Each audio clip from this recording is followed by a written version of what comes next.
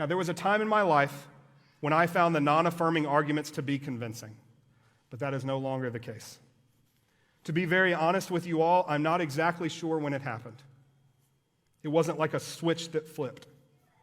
It was more like a dam that slowly developed cracks until the whole thing gave way.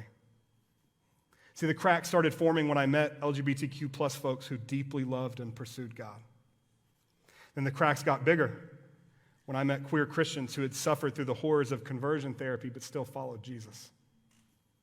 And they got even bigger when I met people right here at Restore who'd been kicked out of churches because of their sexual orientation and gender identity, and yet they still wanted to be a part of a church family.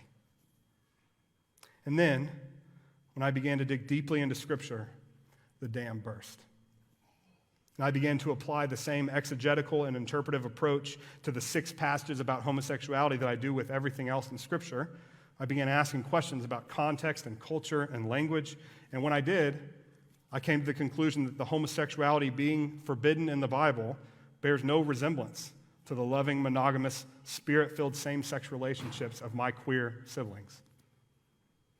I do not believe that same-sex relationships are inherently sinful. Now, they can be, but in the same way a heterosexual relationship can be, when there isn't respect or equality or Christ-centered love in the middle of it. So I believe that God desires for any relationship, heterosexual or homosexual, to be covenantal and monogamous. I think that's his best for us.